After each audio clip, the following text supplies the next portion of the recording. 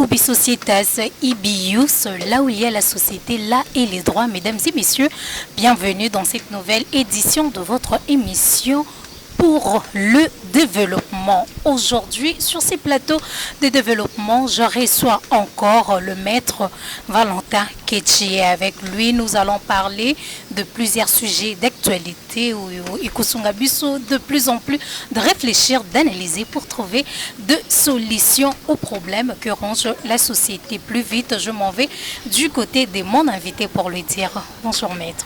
Oui, bonjour madame la journaliste. Comment?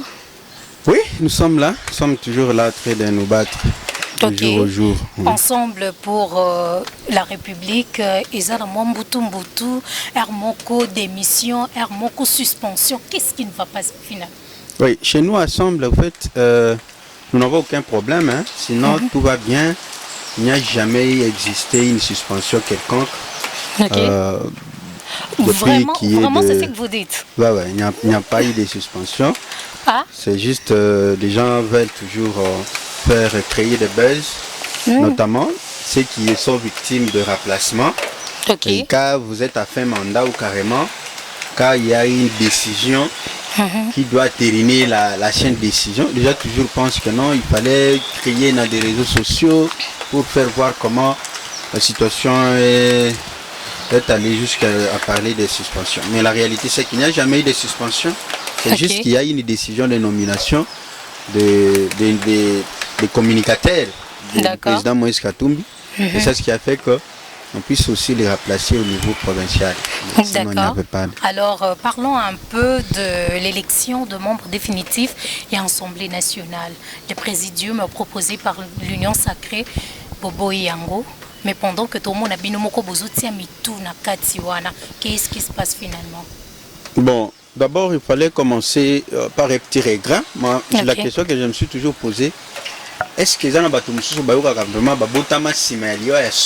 c'est comment? Notamment, si vous voyez M. Mbosso, Kodia, Pepe Mbosso, vous voyez comme quelqu'un comme Bahati Le Puebo, Jean-Pierre Bemba. Ce sont des gens qui, à un moment donné, doivent avoir la honte de s'afficher dans certains postes de l'Assemblée nationale. Alors, on a un bureau qui n'a pas respecté d'abord les principes, qui a violé les principes du règlement intérieur de l'Assemblée. Pepe Mbosso s'est vu comme un pape là, il va constituer ce bureau. Mais néanmoins, il y a une pétition déjà contre lui. Je pense qu'il y a possibilité qu'il puisse laisser la place aux autres pour qu'ils puissent organiser les élections du bureau définitif de l'Assemblée. D'accord. Une seule personne, un seul membre. Dans le cas il y a une proposition, on a un membre pour l'élection. Il y a ensemble. Pourquoi c'est minime pour l'année Kakamoko? Oui, vous savez, nous avons toujours dit que nous sommes des républicains. D'accord. Nous faisons une opposition républicaine. Chaque fois, lorsque nous trouvons que d'abord nous ne pouvons pas travailler, faire une politique de chaises vides. Nous avons besoin, parce qu'il y a des soupçons par rapport à la constitution. Alors nous avons besoin de placer notre leader, notre camarade aussi, là-bas au bureau définitif de l'Assemblée, pour que toutes sortes de magouilles qui fera qu'on passe au changement de la constitution, que il y a une violation de la mboka, donc vous allez alerter dans le plus vite possible pour les milliards. Vraiment toujours envisager que travailler que ça la politique à chaise vide. Il y a un autre Tindi, honorable Dominique Munongo. En tout cas, tous les likaïti yendem à la place comme rapporteur adjoint. D'accord, Bozana Elika que Yemuto Akozalawana, vous venez de parler tantôt ici, il y a révision, il y a constitution. Tout bétana un peu l'isolo nango. Un bien pour la République démocratique du Congo, tout avantage pour la individu mokobo quelconque parce que les lots tout bétali solo et à révision et à constitution. Oui. D'abord, juriste que je suis, je voulais commencer par aller lire certaines dispositions de la Constitution. D'accord. Parce que tout doit partir de là. La Constitution elle-même a prévu tout. La révision, la modification, voire même les changements. La Constitution a tout prévu. D'accord. Mais dans les cas sous examen, nous parlons de la révision. Mais par rapport à ce que nous attendons, non, il faut toucher, modifier les mandats, tout ça. Là, on ne parlera plus de la révision. Mais là, on parlera plutôt du changement de la Constitution. Ok.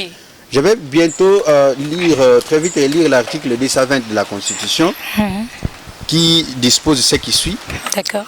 La forme républicaine de l'État, le principe du suffrage universel et direct, la forme représentative du gouvernement, le nombre et la durée des mandats du président de la République, l'indépendance du pouvoir judiciaire, le pluralisme politique et les syndicats ne peuvent faire objet d'aucune révision constitutionnelle. Ok. Déjà, au départ, cette disposition, cet article est déjà verrouillé. Parler de la disposition pour envisager modifier les mandats du président de la République, c'est une violation intentionnelle de cette même Constitution. Okay. Comment on peut envisager une révision, tandis que la Constitution elle-même prévoit les dispositions, les modalités pour parvenir à réviser une Constitution. Okay. Mais avec le régime à place, il nous parle, non, il faut réviser la Constitution, c'est la Constitution qui bloque et qui fait ceci. Non, non.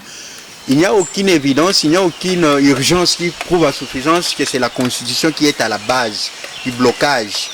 Sinon, ceux qui ont la pensée, qui ont l'idée de vouloir modifier cette Constitution, moi, en tant que juriste, je les conseillerais, je les dirais que c'est une idée suicidaire. D'accord. Les autres se retrouveront en exil et ils ne seront pas face à cette population qui a longtemps perdu le leur à cause de cette Constitution. Okay. Alors, la Constitution est... Nous avons une Constitution la plus belle de toute l'Afrique. Et la personne qui nous a légué cette Constitution, le président honoraire Joseph Kabila, n'a jamais fait allusion à quelque chose du genre modifier ou rectifier cette disposition qui était verrouillée pour garantir l'intérêt de la population. Alors, je ne vois quelque part aucune disposition de la Constitution qui pourrait bloquer les actions du président de la République ou carrément bloquer la sortie du gouvernement. Alors, ce que moi je peux dire par rapport à cette évidence, je conseillerais au régime en place d'éviter de vouloir mettre le feu là où il n'y a pas un problème. Si et seulement si vous trouvez que vous êtes dans les compétences ou dans les capacités de diriger les pays, on n'a qu'à démissionner, que de pouvoir accuser tout le monde. Non, c'est tel qui est le blocage du développement, c'est tel qui bloque l'avancement du gouvernement, c'est tel jusqu'à tel point maintenant c'est la Constitution. Or que cette même Constitution a permis que les 5 premières années soient un mandat positif. D'accord. Moi, je ne vois pas aujourd'hui comment on peut nous dire que non, la Constitution bloque, dès lors qu'avec la même Constitution, le régime dit que non, les mandats étaient largement positifs. Okay. Comment est-ce qu'on peut envisager encore 7 ans? Par exemple, on envisage 5 ans. Mais si le mandat de 5 ans passés était positif et le président a encore eu 5 ans, parce qu'on peut même, admettons qu'aujourd'hui on modifie la Constitution à 7 ans. Okay. Vous avez maintenant un mandat de 7 ans. Et le second mandat, vous ne l'avez pas eu.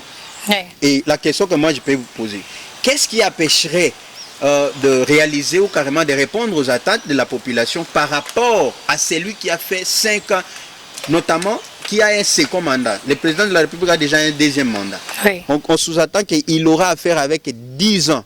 Et les 10 ans là, c'est trop. S'il a la volonté, s'il a vraiment les soucis d'échanger les choses dans notre pays, dans 10 ans, c'est trop. Vraiment. De vouloir changer, c'est vraiment nous instaurer la dictature dont il ne sera pas en mesure de prendre toutes les conséquences qui pourront surgir face à cette dictature. Maître Valentin Ketchi, plus de 100 jours depuis la prestation du serment du président de la République, jusque-là, gouvernement et Salamina noté. Est-ce dans ces points, le président de la République, lui, il a parlé, il y a ma constitution, comment modifier et tout. Est-ce que lui, il ne peut pas intervenir en ces sujets? Comment?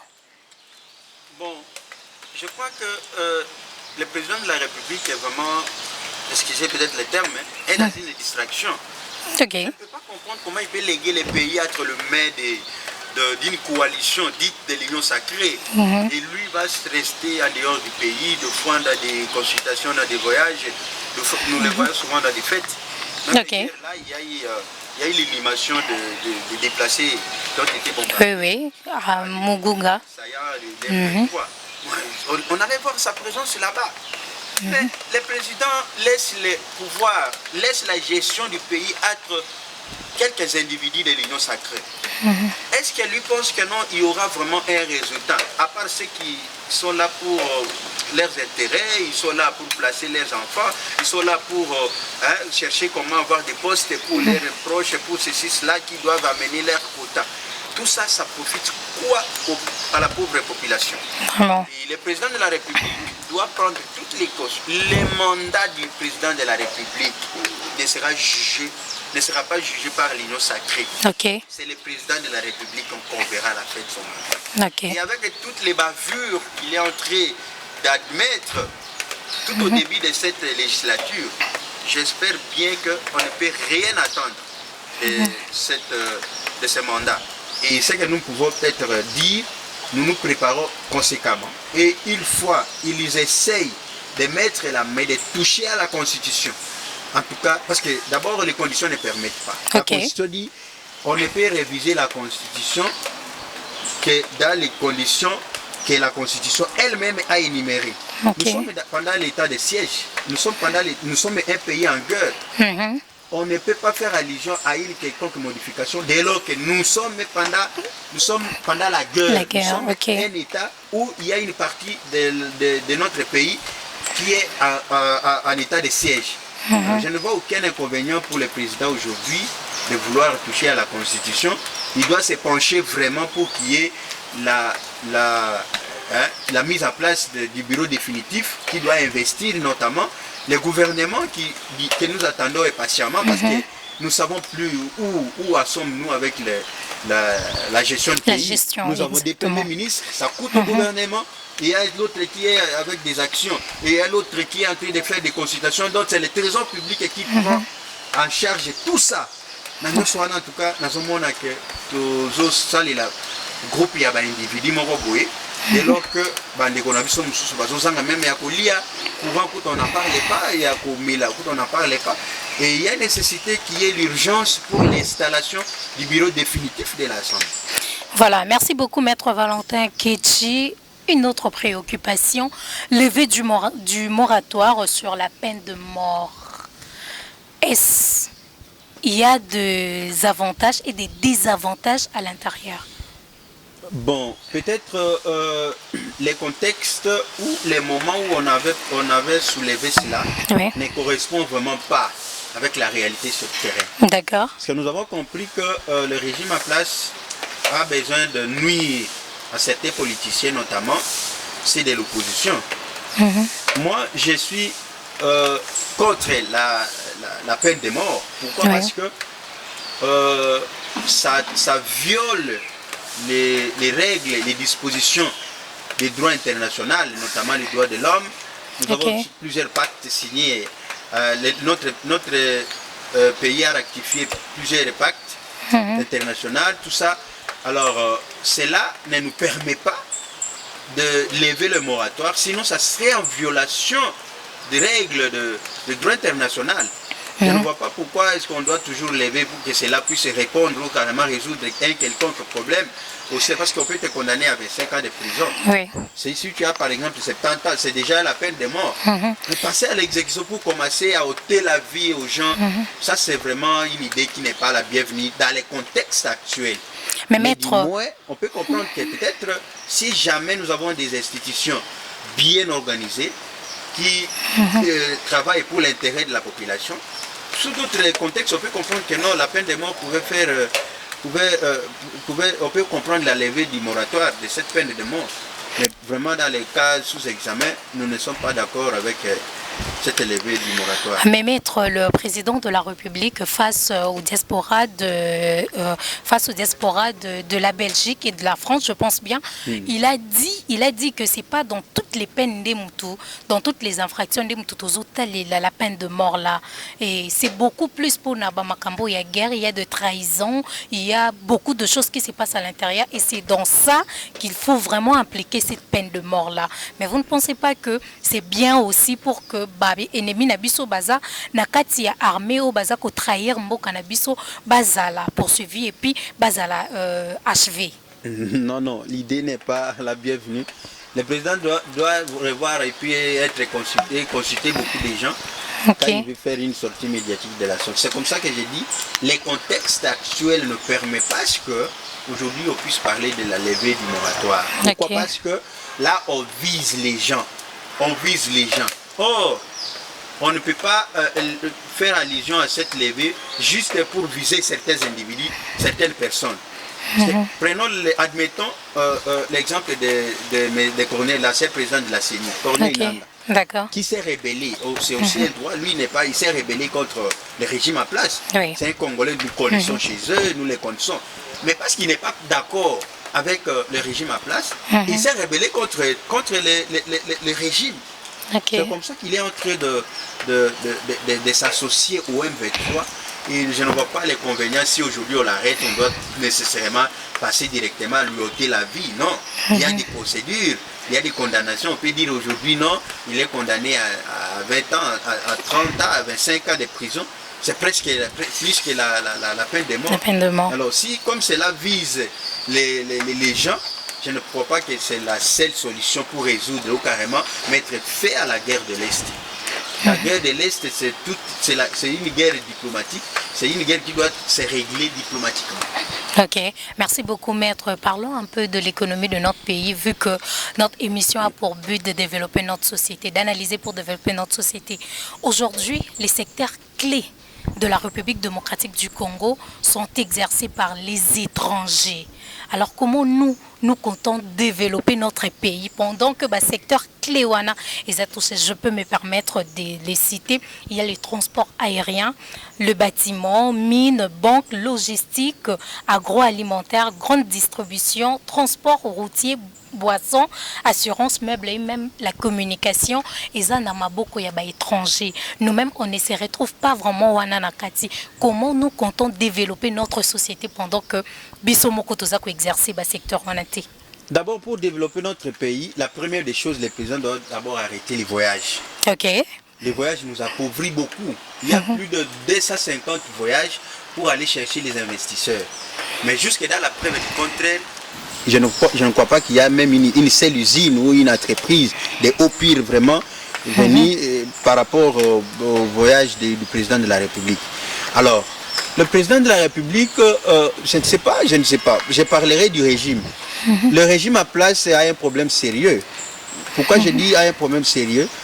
On est en train de vouloir faire pressionner les gens de leur volonté de vouloir créer, innover ou faire quelque chose à lieu place. Vous avez vu récemment l'usine là de montage de Transco. Oui. Bon, c'était une façon peut-être de plaire aux gens. Cette usine-là n'appartient pas à la RDC. Oui, est-ce que vous constatez vraiment la circulation des Transco actuellement dans la ville province de Kinshasa? Non. Il y a presque faillite de cette société. Oui. Pendant que le président était parti pour inaugurer cette usine-là, qui ne nous appartient même pas. Mais juste pour coller, pour donner un bilan par rapport à son mandat. Voilà pourquoi nous avons maintenant les retombées. Ce qui est drôle, nous devons faire d'abord tout pour créer des sociétés. Nous ne pouvons pas, dans un pays comme la RDC, avoir toujours des sociétés étrangères jusqu'à tel point que notre pays, la RDC, commence à travailler dans la sous-traitance des sociétés étrangères. C'est inadmissible. Prenons l'exemple de la ville province de Kinshasa. Nous avons plusieurs immondices ici. Les immondices que nous avons, ça peut nous permettre à créer ou carrément à fabriquer d'autres produits si et seulement si nous avons des usines de transformation. Donc vous allez voir l'hôtel de ville qui commence, qui a toujours tendance à vouloir chercher ceux qui ont des infrastructures, ceux qui ont des engins pour commencer à transformer ces déchets, tout ça. Est-ce que vraiment c'est pour autant que nous ne pouvons pas disposer ne serait-ce que de 2 ou 3 usines pour la création et le raffinage de ces déchets ici? C'est justement de la mauvaise foi. Et autant de voyages que le président a effectués, quelle est l'unique entreprise qui s'est installée? Vous veniez de parler de la GECAMIN. Nous avons la MIBA, le président chez lui là à Mbujimayi. Qu'est-ce qui manque pour avoir ne serait-ce que 400 000 $, pour la relance de la MIBA? Exactement. Est-ce que le gouvernement peut manquer? L'argent qu'on est en train de détourner, des forages ici, il y a des chiffres là exorbitants. Vous comprenez, vous dites que non, est-ce que vraiment c'est les individus qui prennent ça pour leurs propres intérêts, ou bien c'est vraiment une pièce théâtrale qu'ils sont en train de faire? Mais c'est de la réalité. Alors, c'est que pour qu'il y ait le développement économique de notre pays, nous devons penser à nous-mêmes, investir, créer. Vous avez vu récemment, à Lubumbashi, à Kashobu, le président Moïse Katumbi chez lui actuellement, il y produit tout. Là, on n'a pas besoin d'importer quoi que ce soit. Il y produit tout, le riz. Actuellement, vous avez vu même les fromages. Les fromages à base le lait des vaches. Actuellement à Kashobu. Et un monsieur comme Moïse Katumbi aujourd'hui devenu président de la République. Mais nous sommes sauvés. Parce que lui-même c'est un entrepreneur. Il a déjà l'idée de créativité. Il faut être il faut être au sommet de l'État. Il va seulement innover, faire asquiller plusieurs entreprises, et cela va faire asquiller la réduction des taux de chômage. Pourquoi pas aussi des Kuluna dans notre pays. Alors, en tout cas, la RDC aujourd'hui a une dette de plus de 10 milliards de dollars. Vraiment. Et je peux dire que toutes les actions que le régime est en train de faire aujourd'hui, c'est par rapport à ces dettes-là. Parce que je ne vois pas un pays dont le président sortant, Joseph Kabila, ne nous a pas laissé avec une dette, mais dans 5 ans seulement. D'abord, lui avait trouvé plus de 13 milliards. Mais pendant 18 ans, il a essayé de finir avec toutes les dettes. Mais avec le régime à place, dans 5 ans seulement, nous avons une dette de plus de 10 milliards. Où en sommes-nous? Quand est-ce que nous allons rembourser cet argent? Nous sommes en train de vendre les pays comme ça. Et ce n'est pas seulement l'Est de la RDC. Quand vous voyez, on nous parle de l'aéroport de la RDC. Est-ce que nous ne pouvons pas vraiment nous-mêmes construire l'aéroport? Nous ne pouvons pas, avec nos ingénieurs d'ici, ériger un aéroport au standard international. Qu'est-ce qui peut nous manquer? Il faut seulement les Turcs pour venir leur donner les pays, la gestion de l'aéroport pendant plus de 25 ans. Et ça, c'est vendre les pays, c'est ça vendre les pays. Et ça nous met mal à l'aise. Et des histoires, des actions pareilles, nous trouvons qu'il n'y a pas un bon leadership dans les chefs du régime à place. Par conséquence, nous ne pouvons permettre aucun dérapage par rapport à la modification de la Constitution.